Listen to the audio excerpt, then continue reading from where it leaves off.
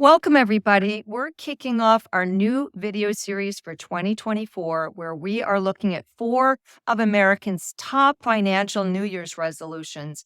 And we're going to show you how you can tackle them to really make a difference in your money situation in the new year.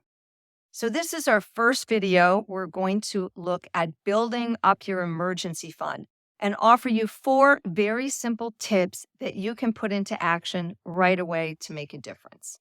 So, everybody needs an emergency fund. You know how this works. Yet your car breaks down, your washing machine springs a leak, you need money to pay for something. And if you don't have money already set aside, it's very tempting to put it on a credit card.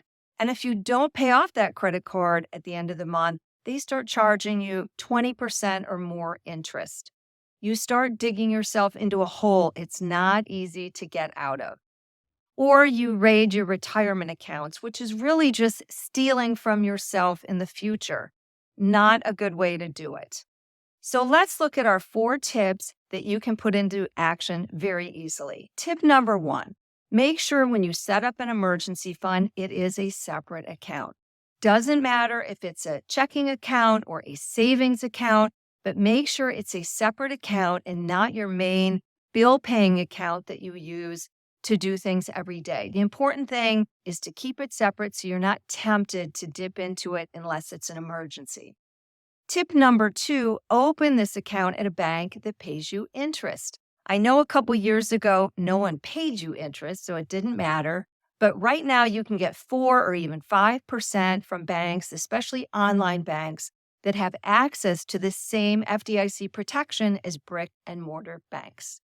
Tip number three, start with an automatic payment from your account into your emergency account, like $25 every month or $50 every month.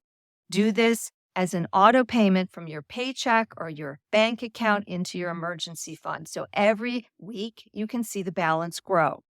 After like 3 months, take a look and see if you can bump up the amount you're saving. If you're saving $25 a month, see if you can bump it up to $30 a month. You get the picture. And tip number four, pat yourself on the back for starting this new habit. It's okay to start small. That's not the point. The point is really to set up a new habit that you're following where every week or every month you have money going into your emergency fund and you can watch the balance grow. So thank you for joining us today. In our second video, we are going to look at what you need to do to track your spending for the new year. So join us for that and see you soon.